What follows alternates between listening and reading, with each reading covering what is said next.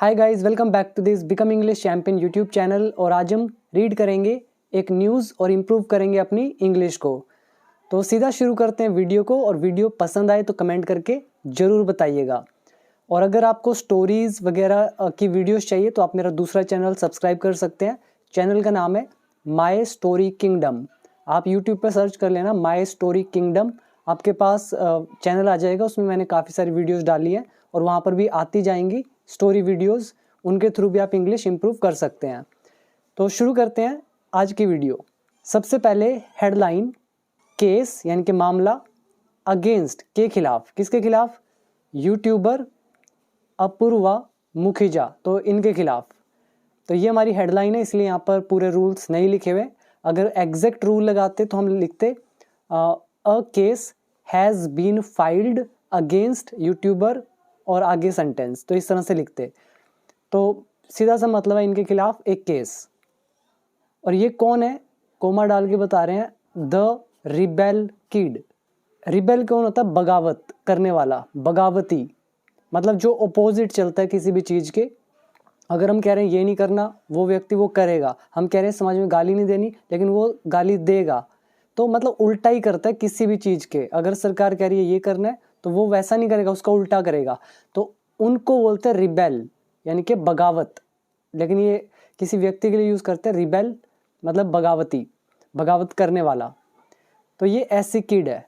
यहाँ पर नीचे एक इसके लिए एक चीज़ और लिखी हुई थी, यहाँ पे देखिए, रिबेल किड लिखा है और लगा के लिखा हुआ है कलेशी औरत। तो किस सेंस में यूज़ किया जा रहा है? कलेशी औरत, यानी कलेश करने वाली औरत। तो ये कलेश करने वाली औरत है। तो केस क्यों फाइल किया गया इनके खिलाफ? For obscene remarks. रिमार्क्स होते हैं टिप्पणी, यानी कि कमेंट्स। ऑब्सीन मतलब हो जाते हैं अश्लील, जो दिखने में अश्लील होता है उसको बोलते हैं ऑब्सीन। अच्छा वर्ड है, मतलब है नेगेटिव बट याद करना चाहिए। ऑब्सीन रिमार्क्स यानी कि अश्लील टिप्पणियाँ करने के लिए। किस पर करी? ऑन समय रैनाज शो। तो ये समय रैना कोई है, इनका एक शो था वहाँ पर। तो यहाँ पे वर्ड याद कर सकते हैं, एक है रिबेल यानी कि बगावत करने वाला, ऑब्सीन इज अश्लील, रिमार्क मतलब कमेंट यानी कि टिप्पणी। इसके बाद आ जाइए, अब देखते हैं मेन न्यूज़। इमेज के नीचे क्या लिखा है? अ पुलिस केस, एक police case, has been filed, तो वो दर्ज कर लिया गया है। एक पुलिस केस दर्ज कर लिया गया, ये होगी वर्ब की थर्ड फॉर्म। पुलिस केस हो गया ऑब्जेक्ट, हैज़ बीन लगा हुआ है, present perfect tense, passive voice. तो किसके खिलाफ? Against social media influencer. जो सोशल मीडिया इन्फ्लुएंसर है।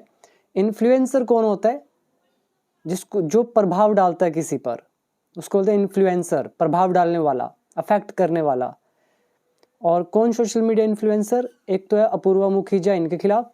फिर दूसरा है यूट्यूबर रणवीर अलाबादिया, ये हो गया, एंड अदर्स, और बाकी जो बच गए उनके खिलाफ।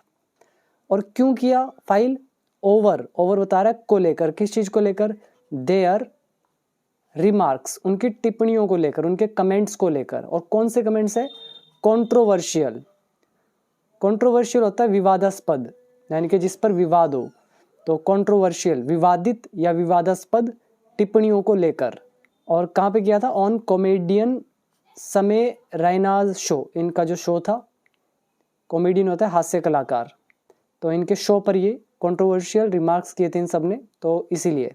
और इस शो का नाम दे दिया यहाँ पर इंडियाज़ गॉट लेटेंट, ये इसका नाम है। ठीक, तो ये होगी हमारी हो गया फर्स्ट पैराग्राफ। यहाँ पर देखो ध्यान से, तो हैड बीन लगा हुआ है, प्रेजेंट परफेक्ट टेंस। इन्फ्लुएंसर हो गया प्रभावशाली, यानी कि प्रभाव डालने वाला।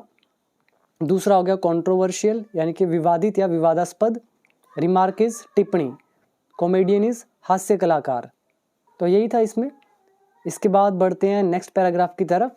एंड गाइज, अगर आप में से कोई भी इंग्लिश सीखना चाहता है बिल्कुल स्टेप बाय स्टेप, जिसको नहीं आती, तो वो डेफिनेटली मेरा कोर्स ज्वाइन करके वहाँ से इंग्लिश सीख सकता है। 500 वीडियोज़ है बेसिक से लेकर एडवांस लेवल तक। तो सारे रूल्स कवर है, मतलब A to Z। तो सीखना चाहते हो तो ऐप डाउनलोड कर लेना, बिकम इंग्लिश चैम्पियन। नीचे है लिंक डिस्क्रिप्शन बॉक्स में, या प्ले स्टोर से आप डाउनलोड कर सकते हैं, राइट। तो आगे क्या लिखा है next paragraph, they have been charged. Charge मतलब आरोप लगाना, दे यानी कि इन सभी की बात हो रही है, दे हैव बीन चार्ज्ड, इन पर आरोप लगे हैं। ये भी कौन सा टेंस हुआ, present perfect tense, passive voice. तो चार्ज जब आपको बताना है भी किस चीज़ के आरोप लगे तो आप उसके साथ यूज करते हैं विद, चार्ज विद समथिंग, किसी चीज़ के आरोप लगना। तो उन पर चार्ज लगे हैं, आरोप लगे हैं किस चीज़ के, प्रमोटिंग मतलब बढ़ावा देने के, प्रमोट होता है बढ़ावा देना, विद प्रेपोजिशन थी, प्रेपोजिशन के बाद प्रमोट वर्ब आ रही है तो आईएनजी लगाना पड़ेगा। किसको प्रमोट किया इन्होंने, ऑब्सिनिटी मतलब अश्लीलता को। अभी आपने एक ऊपर वर्ड देखा था, ये था ऑब्सीन। ऑब्सीन क्या है, एक एडजेक्टिव।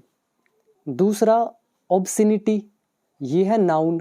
तो ऑब्सिनिटी का मतलब हो गया अश्लीलता और ऑब्सीन का मतलब हो गया अश्लील। तो इसको प्रमोट करने के आरोप लगे इन पर।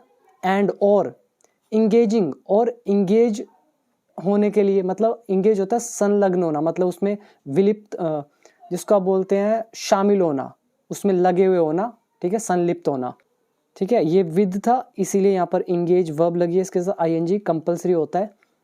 तो ये इंगेज थे मतलब संलग्न थे किसमें, इन सेक्सुअली एक्सप्लिसिट डिस्कशंस। डिस्कशन होगी चर्चा, एक्सप्लिसिट का मतलब हो गया स्पष्ट यानी कि एकदम क्लियर, और सेक्सुअली मतलब हो गया यौन। तो यौन स्पष्ट चर्चाएं, तो उसमें संलग्न थे और प्रमोट किया इन्होंने ऑब्सिनिटी को, तो वो चार्ज लगे। और क्या था, फिर यहाँ कोमा डाल के बता रहे हैं। तो इससे हुआ क्या, स्पार्किंग, इसने बढ़ा दिया, ठीक है, पैदा कर दिया। स्पार्क क्या होता है, अचानक से आग लगा देना, तो इसने आग लगा दी, बढ़ा दिया। किस चीज को बढ़ाया, मैसिव मतलब एक व्यापक, बड़े, पब्लिक आउटरेज को। आउटरेज होता है गुस्सा या आक्रोश या प्रकोप। तो जो मैसिव मतलब व्यापक, जो जनता का आक्रोश है उसको क्या किया, स्पार्क कर दिया, एकदम से चिंगारी दे दी, बढ़ा दिया। क्लियर। अब आप करो यहाँ वर्ड मीनिंग याद, इसमें कई वर्ड हैं याद करने के लिए। एक हो गया चार्ज विद, किसी पर किसी चीज के आरोप लगना। दूसरा हो गया ऑब्सिनिटी, अश्लीलता। इंगेज मतलब व्यस्त होना किसी काम में, संलग्न होना। तीसरा आ गया एक्सप्लिसिट मतलब स्पष्ट। डिस्कशन इज चर्चा। स्पार्क करना मतलब अचानक से आग लगा देना, बढ़ा देना। मैसिव हो गया व्यापक, और आउटरेज का मतलब हो गया आक्रोश, क्रोध, गुस्सा। तो ये था हमारा सेकंड पैराग्राफ। तो यहाँ पे बस आप वर्ड मीनिंग देखते जाइए, याद करते जाइए। इसके बाद आज ये नेक्स्ट पैराग्राफ, मुखिजा अपीयर्ड, मुखिजा दिखी, अपीयर इज दिखना, ये हो गया पास्ट इंडेफिनिट एक्टिव वॉइस। तो ये दिखी एज मतलब के रूप में, किस रूप में, अ गेस्ट पैनलिस्ट, जो गेस्ट पैनलिस्ट है तो उनके रूप में, वो जो बैठे होते हैं वहाँ पे तो उनके, ठीक है, वहाँ दिखी। अलोंग साइड मतलब के बगल में, किसके अलोंग साइड, अलाबादिया के, आशीष चंचलानी के, जसप्रीत सिंह के। एंड होस्ट, होस्ट होता है मेजबान करने वाले यानी कि कंडक्ट करने वाले, ऑर्गेनाइज करने वाले, तो होस्ट बोलते हैं इनको। जो मेजबान है कौन, समय रैना। तो इनके ये अलोंग साइड मतलब बगल में गेस्ट पैनलिस्ट वहाँ पे दिखी, राइट। तो इसमें तो कुछ खास नहीं था, इसमें याद करना है तो अलोंग साइड नाम से पता चल रहा है, किसी के साथ साथ बगल में। अपीयर इज नजर आना, दिखना। तीसरा याद कर सकते हो होस्ट यानी कि मेजबान। इसके बाद नेक्स्ट है ड्यूरिंग द एपिसोड, एपिसोड के दौरान। जब भी आपको यहाँ पे ड्यूरिंग दिखता है उसके बाद आपको एक नाउन दिखेगा हमेशा, और ड्यूरिंग मतलब के दौरान। एपिसोड के दौरान शी मेड अ रिमार्क, तो उसने एक कमेंट किया। ये हमारी वर्ब है मेक अ कमेंट या मेक अ रिमार्क, टिप्पणी करना। ये सब्जेक्ट होगा पास्ट इंडेफिनिट एक्टिव वॉइस। तो उन्होंने टिप्पणी करी, टिप्पणी कैसी थी, वल्गर थी। वल्गर क्या होता है, जो गालियों से भरा हो उसको बोलते हैं वल्गर। और ऑब्सीन कब यूज करते हैं, जब नगनपन की बात हो, और वल्गर शब्दों की बात हो। तो she made a vulgar remark मतलब उसने अश्लील टिप्पणी करी, ठीक है, या गाली भरी टिप्पणी करी एपिसोड के दौरान। इन्वॉल्विंग जिसमें शामिल किया किसको, ये रिमार्क की बात हो रही है, कभी कौन सा कमेंट, इन्वॉल्विंग जिसमें शामिल किया गया किसको, अ कंटेस्टेंट्स मदर। कंटेस्टेंट कौन होता है, प्रतियोगी, जो हिस्सा ले रहा है, पार्टिसिपेट कर रहा है, तो उनकी मदर को इन्वॉल्व किया इन्होंने। फिर कोमा डाल के लिख रहे हैं इससे हुआ क्या, इसका रिजल्ट क्या हुआ। अब देखो मैंने आपको बहुत बार बताया है, जब हम रिजल्ट दिखाते हैं, जैसे ये ऊपर वाले सेंटेंस में यहाँ पे कोमा लगा, फिर हमने बताया इस चीज़ का रिजल्ट क्या हुआ, वर्ब लगाई और आईएनजी लगा दिया। सेम इसका रिजल्ट क्या हुआ, यहाँ पे हमने डाला कोमा, फिर यहाँ पे डाली वर्ब की फर्स्ट फॉर्म और लगा दिया आईएनजी, लेकिन हिंदी होती है पास्ट में। तो इस चीज़ से क्या हुआ, ड्राइंग मतलब ड्रॉ होता है खींचना, लाइन खींचते हो, तो ऐसे ही इसने भी खींचा। किसको खींचा, मतलब बुलावा दिया इसने। शार्प मतलब तीखा, क्रिटिसिज्म मतलब आलोचना, फ्रॉम व्यूअर्स देखने वालों से, तो जो देखने वाले थे दर्शक, तो उनसे इनको क्या मिली, एक तीखी आलोचना, तो वो ड्रॉ करी, राइट। अब यहाँ कर सकते हो वर्ड मीनिंग याद, एक हो गया क्रिटिसिज्म इज आलोचना, दूसरा वर्ड आप याद कर सकते हो वल्गर यानी कि गाली भरा या अश्लील, फिर आ गया कंटेस्टेंट प्रतियोगी, ड्रॉ इज खींचना या बुलाना, आकर्षित करना, कुछ भी मतलब निकाल सकते हो। जैसे हम लिखते हैं ना किसी भी एप्लीकेशन में, लेटर में, कि with due respect I would like to draw your kind attention towards the problem of stray dogs. ठीक है, जब आप एडिटर को लिखते हो तो लिखते हो कि मैं आपका ध्यान, ये जो स्ट्रे डॉग्स हैं, आवारा कुत्ते हैं, इनकी तरफ आपका ध्यान खींचना चाहता हूँ आपके न्यूज़पेपर के माध्यम से, तो आप यूज़ करते हैं ड्रॉ। तो ये थे इसमें वर्ड। अभी देखते हैं आगे। इसके बाद आगे लिखा है while the show is known. कह रहे हैं जो वाइल मतलब जबकि ये जो शो है इज़ नोन, इसको जाना जाता है। ये नोन है वर्ब की थर्ड फॉर्म, शो है ऑब्जेक्ट, इज़ लगा हुआ है, प्रेजेंट इंडेफिनिट पैसिव वॉइस। तो जबकि इस शो को जाना जाता है फॉर के लिए, किस लिए जाना जाता है, इट्स मतलब इसके, नो होल्ड्स बार्ड ह्यूमर के लिए। यहाँ पर याद करने वाली चीज़ है, आप पहले याद कर लें। ह्यूमर तो आप जानते होंगे, जिसको हाजिर जवाबी बोल देते हैं, या हास्य बोल देते हैं, या मजाज बोल देते हैं, ह्यूमर। और कैसा ह्यूमर है, नो होल्ड्स बार्ड। तो इसका मतलब क्या, ये वर्ड इकट्ठा ही मिलता है आपको, नो होल्ड्स बार्ड। इसका मतलब होगा जिसको आप सिंपल वे में बोल सकते हैं, बिना रोक टोक के। ठीक है, जैसे ये जो ये शो कर रहे हैं, इसमें गाली सरेआम चल रही है, कोई रोक टोक नहीं है, तो यहाँ कोई जो बिना रोक टोक के हो उसको बोल देते हैं नो होल्ड्स बार्ड। ठीक है, जिसमें कोई भी रोक टोक ना हो, ऐसा हास्य, ऐसा मजाज, ऐसी हाजिर जवाबी, तो उस चीज़ के लिए इस शो को जाना जाता है। ठीक है, जबकि ऐसा इसको जाना जाता है। फिर भी मैनी बिलीव, बहुत लोग विश्वास करते हैं, दिस एपिसोड, कि ये जो एपिसोड है, वेंट ये चला गया, टू फार कहीं आगे, मतलब इससे पहले ब्रेक लगना चाहिए था, लेकिन ये तो बहुत आगे ही चला गया। तो many believe present indefinite tense. उसके बाद दिस एपिसोड है सब्जेक्ट, वेंट वर्ब की सेकंड फॉर्म, ये हो गया पास्ट इंडेफिनिट। तो दो सेंटेंस जुड़े हुए हैं। टू फार इज कहीं दूर। इसके बाद आगे है ऑल्दो, हालांकि, रणवीर अलाबादियाज कमेंट्स। तो इनके जो कमेंट्स हैं, हैव बीन ये रहे हैं, एट द सेंटर केंद्र, किसका केंद्र, ऑफ द कंट्रोवर्सी यानी कि विवाद का। हालांकि रणवीर अलाबादिया के कमेंट्स रहे हैं कंट्रोवर्सी का सेंटर। ठीक है, सेंटर इज केंद्र मतलब मेन पॉइंट। और हैव बीन ये हमारा हैज़ बीन हैव बीन वाला लेसन है। उसके बाद अदर वर्ड्स। इसके बाद आगे लिखा है हालांकि ऐसा, ये अलाहाबादिया के जो कमेंट है वो रहे हैं कंट्रोवर्सी का केंद्र। फिर भी मुखिजाज रिमार्क, ये जो मुखिजा की टिप्पणियां हैं, हैव ऑल्सो कोज्ड आउटरेज, तो इसने भी आउटरेज यानी कि आक्रोश को कॉज किया है, यानी कि पैदा किया है। तो मुखिजाज कमेंट रिमार्क्स हो गए सब्जेक्ट, फिर लगा दिया हमने हैव, फिर यहाँ पे कोज्ड वर्ब की third form, outrage is other word. तो ये टेंस हो गया प्रेजेंट परफेक्ट टेंस। और दूसरा कॉन्सेप्ट हमारा यूज हुआ ऑल्दो का। ठीक है, ऑल्दो। लेकिन यहाँ पर ऑल्दो जब भी यूज करते हैं ना, तो यहाँ पर कोमा नहीं लगाना चाहिए, यहाँ पे हमें येट लिखना चाहिए अगर ग्रामर के रूल से चलो तो। और दो लिखते हो फिर कोमा लगा सकते हो, वो बेटर रहता है। चलो न्यूज़ में ऐसे लिखा था तो मैंने आपको बता दिया। तो यहाँ पे आप याद कर सकते हो ऑल्दो इज हालांकि, हैव बीन बता रहा है कि रहा है, कोई चीज़ कुछ रहा है, जैसे हम बोलते हैं वो कई बार मैन ऑफ द मैच रहा है, he has been the man of the match many times, तो वो वाला रूल हमारा यूज़ हुआ। फिर कोज आउटरेज, इसका मतलब हो गया आक्रोश पैदा करना, गुस्सा पैदा करना। कंट्रोवर्सीज, विवाद। इसके बाद नेक्स्ट है शी पोस्टेड अ स्क्रीनशॉट, तो उसने पोस्ट किया एक स्क्रीनशॉट, किसका screenshot? Of a private chat, अपनी एक निजी चैट का।